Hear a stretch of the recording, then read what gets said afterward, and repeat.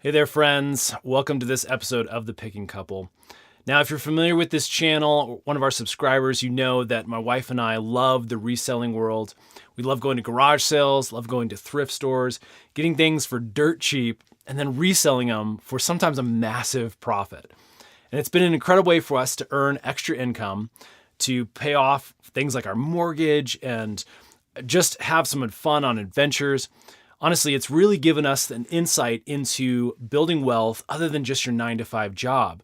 So we started multiple passive income streams, and again, have just been really enjoying building additional wealth. So what I thought would be fun today is share a little bit of insight from some of the knowledge that we've gained, more specifically, a few books that we've read, and really want to share with our audience because we think it's really going to, again, kind of like us, help you in building wealth. Any of these books you can find in our description box below. I've put some links to Amazon where you can use our affiliate links. It helps support the channel and pick up the books for, again, sometimes pennies on the dollar if you get the used books on Amazon. Also, Audible is running a really neat promotion where they give you 2 free audiobook downloads with their 30-day free trial. So, pretty neat deal. Again, you can check that out in the description box below. Now, without further ado, let's get to the top 5 books to help you get rich. Okay, book number 1. Now, this one may be familiar for a lot of you. It's called The 4-Hour Workweek by Tim Ferriss. Now, this book is a little bit controversial. People either really love it or, quite frankly, they don't like it because it didn't work for their world. So, when you're reading this book, I guarantee you there's going to be things in there that are incredibly attractive, things that you can try in your own world to really help you get to a new place of rich. And this is what's interesting about the book, and this is why it's on my list of top 5s. There's some things that I didn't necessarily agree with in the book, but the overall idea of redefining what rich is really was transformational for my wife and I. Okay, let me give you an example of what this means. Now, most of us think in order to be rich, we have to be making at least 6 figures a year. Now, in most parts of the world, a 6-figure income puts you on king level. You can live an incredibly lavish lifestyle making 6-figure income in a place like Nicaragua or someplace in Southeast Asia. But that same 6 figures, if you were to live in some place like Manhattan, all of a sudden becomes worth a whole lot less because of cost of living. So the book really has you ask the question, what is rich to me? Is rich living in a big city, someplace like Manhattan, having access to that kind of culture? Then absolutely, that's the definition of rich that you need to maintain. But quite frankly, you're going to have to make a whole lot more than 6 figures if you ever want to be really wealthy. There's just too much in rent, too much in housing, too much in cost of living in places like Manhattan that are going to take away most of your wealth building extra income and instead leave you with the equivalent of something like a $50,000 or $60,000 job in other places in the US. Now, take somebody who makes maybe $50,000 or $60,000 total, but is working in an online environment where they can work the hours or the places that they want to anytime. The other thing that 6-figure income may be slaving you to is a greater than 9-to-5 type job experience. Maybe you're working 12-hour days. Maybe you're working on Saturdays or Sundays all week long where you never really have a break to actually enjoy the wealth that you're thinking you're making. Now, to me, even though I may be on paper making a lot of money, that kind of lifestyle really isn't rich to me. It's a thing that I'm trying to work away from. I want to be in a place where I have freedom, I have time, I have energy for my family, for adventuring. And quite frankly, the kind of jobs in the kind of cities that I'm talking about really limit that kind of lifestyle. And so to me, that's not rich. What this book did is it helped Laura and I, again, really kind of transform our thinking into what we define as rich. Now, for us, we'd rather take a little bit of a pay cut to live in a place like Colorado. It gives us access to adventure. All the work that we do is from online platforms which allows us to work the hours we want to, whenever we want to. And we can work from a trailhead if we want to, or a beach if we really wanted to be on vacation. And now that we've been living this way for the last couple of years, we're recognizing that this is what we want moving forward. Sure, a six-figure income would be great, but I'm not about to trade the kind of life that we're living now for one that puts me in a 2-hour commute in heavy traffic in the middle of a city where I can't see any kind of mountain in sight. So again, I highly suggest reading through this book. There's more great examples like this, really things that help kind of transform your idea of what you could even do in your current circumstance to kind of gear yourself towards this kind of a lifestyle and really redefine your version of what rich actually is. Okay, let's talk about book number 2. Now, this is another popular one and one you may have read or heard of. It's called Rich Dad, Poor Dad. Now, again, this book explores quite a few different things between what the rich do versus what the poor do. And the biggest thing that it explores is the idea of buying assets versus liabilities. Now, what do I mean by that? Well, liability is anything that you purchase that depreciates in value. So the iPhone that you really want, the watch that you really want, maybe it's the new clothes that you're interested in purchasing. All those things are great. But quite frankly, they're the things that rich people can afford to buy after they've amassed wealth. They're all depreciating items that simply take away from your bank account. What the book really explores is this idea that you need to first and foremost take your money and purchase assets. Now, assets are anything that accumulate in wealth. Perfect example that the book talks a lot about is real estate. Buying real estate has a trajectory, again, looking at past history, of always moving in an upward direction. And purchasing stocks or mutual funds is another way of purchasing things that, again, over time will gain value. It's what the rich do. They purchase these things that are going to make them money. In fact, every single dollar they look at as a small little worker that is supposed to go out and make them more money.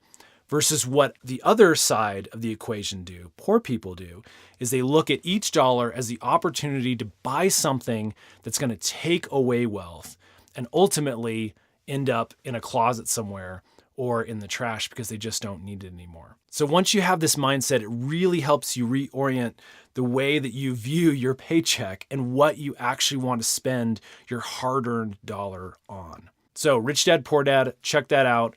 Pretty neat book and explores a lot of ideas around this.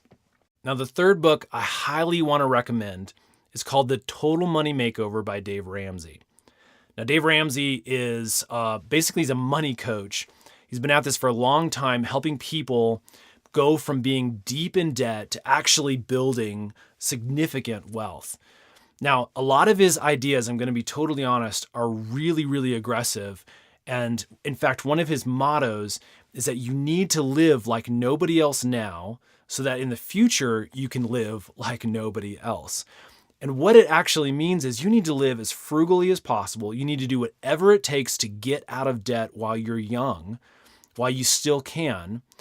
You need to do everything you can to start investing the right ways so that in the future, when the time is right and when you've amassed wealth, you can live lavishly like nobody else around you. Now, again, in the book, he explores a couple of really neat step-by-step plans for getting people out of deep, deep debt so that they can finally look at amassing wealth the correct way. His idea is that the number one killer of your wealth is going to be your debt. And so what he lays out in his book is an aggressive way of going after this number one killer, debt, so that you can get to a place where you can very smartly start purchasing items, purchasing assets, purchasing things that can, again, amass your wealth and get you up to a place where you can be rich. So I highly suggest checking out his material. He's got some great podcasts. He's got a radio program, more books. But one of the best places to start is with the Total Money Makeover. So the fourth book I'm going to talk about is a little bit different in that it builds off of the other books that we've already talked about. It's called The Automatic Millionaire. Now, this book is neat in that it talks about a lot of the things that you can do to set up automatic passive systems in your life after you've done some of the things that Dave Ramsey talks about, like get out of debt and start investing in long-term wealth building assets. So the author holds a belief that we have a really hard time under our own initiative continuing these good trends that we've built by getting out of debt and by investing in assets. And so what he suggests is that you need to create automatic systems to make these things very passive. Now, we've actually utilized a lot of the things that he talks about so that our investments and so that our asset building, acquisitions, so that our purchases of assets, getting out of debt, all happens automatically. It's just completely in the background. It happens every month. And all we have to do is log into our accounts and watch the wealth being built. Now, again, these are long-term strategies. There are rarely get-rich-quick things out there. And again, it'll happen to a few people who may even be watching these videos. But most of us need to concentrate on the long-term growth of being wealthy and to create systems along the way that make each of the correct steps that we do completely automatic, completely passive, things that happen naturally and easily for us in the background. So that, again, all you have to do is check up on your wealth on a monthly basis and watch it grow. It's really an incredible feeling, again, once you have that long-term strategy and focus. So highly suggest this book, highly suggest some of the systems that he has. And I think it's a quick read. I think a lot of you will enjoy it. Okay, last but definitely not least, I want to talk about a book called Radical. Now, this may be a new one for a lot of you. Radical was written by a man named David Platt. The story that he lays out is an absolutely fascinating case study. Now, what he and his wife and family decided to do was create a red line, so to speak, of what they wanted as their basic living needs. And again, they kind of redefined what rich, or what comfortable more accurately, was to them. And anything that came in income-wise above that line, they were just going to give away. They're going to give away to the needy, the poor, the hungry around the world who really needed it. Now, again, the book is based a lot off of the teachings of Jesus Christ, but I think it has some fascinating implications for a lot of the world today. What they discovered was that they were way, way happier with giving away all this extra money. In fact, in most of our minds, we think, well, we need to be accumulating all this wealth so that what? We create a big enough safety net, maybe buy more houses, buy more cars. You get to a point where you become almost too rich. Now, I know that's a crazy thought for a lot of us, but it's true. I think there is a point where we can actually say, this is enough. So ask yourself that question. Is there a number in your head that if you got to that place, if you're able to use all the other tools in these books and got to a place where you had enough, would you be willing to stop and to actually give everything else away that came in to people who are truly in need? Now, I think that's something that myself and my wife really would like to do. We've been giving away a portion of our income to those in need around the world for most of our lives. And quite frankly, it builds a better sense that we're a part of a bigger story, that our money that we're making in this incredibly blessed nation actually matters, and we can give it away to those who are in deep need instead of hoarding it all just for ourselves. You know what's funny is actually as you give more money away, it seems like the rest of your finances seem to increase somehow. It's this crazy, crazy system that actually seems to work. So whether or not you're a believer in Jesus Christ or not, I think this book, again, a fascinating case study in basically saying this is enough, and the rest, I'm gonna help out other people who are in need. I'm gonna make my wealth actually matter. So there you have it. Those are my top 5 books for becoming truly rich. So what do you think? Do you agree? Do you disagree? Maybe there's one I left off. Feel free to add a comment down below. Would love to hear back from you guys. Stay tuned for more picking videos. Again, we love showing you guys one of the ways that we're building wealth and how hopefully you can make a few extra bucks. And maybe we'll make some more of these videos along the way. Again, we'd love to help share some of the knowledge that we've learned and some of the successful things that we've run into along the way. So again, you can find any of the books we've talked about in the description box below. Feel free to click there, help support the channel. Thanks, guys. Have fun out there, and we'll see you again soon.